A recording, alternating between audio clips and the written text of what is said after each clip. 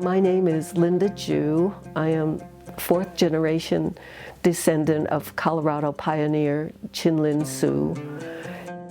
He came from China in 1850 as a young man looking for gold. He had heard that there was gold in the United States, and so it drew a lot of Chinese from southern China.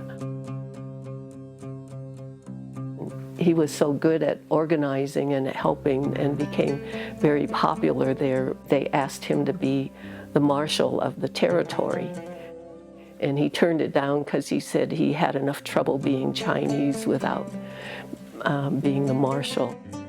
My grandfather, Willie Chin, was the mayor of Denver's Chinatown, probably 1913. My grandfather came down here and tried to make a living for his family. He and his older sister, Lily, became merchants in Chinatown selling Chinese goods, but they weren't able to go outside of Chinatown to work. He inherited his father's leadership skills and eventually became the head of one of the powerful tongs and then became mayor of Chinatown.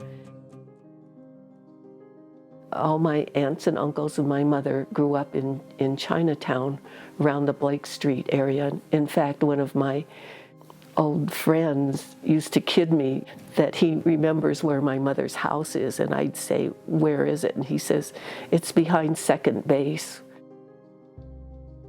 My Aunt Frances married a man here in Denver, and they started one of the two famous Chinese restaurants in Denver, the New China.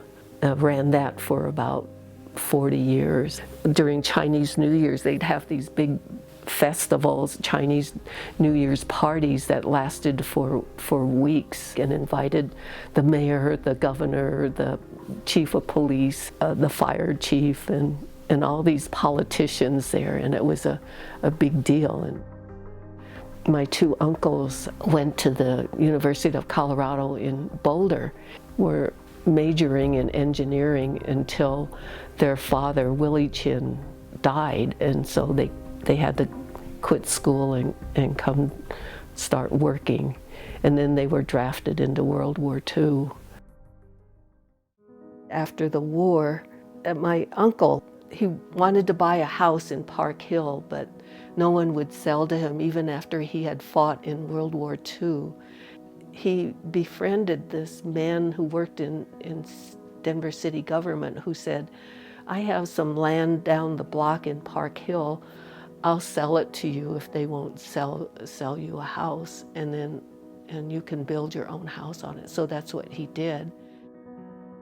We had trouble with racism, and so our family was close, and so we kept all our Chinese traditions. We would learn how to cook Chinese food, and my grandmother was a great cook.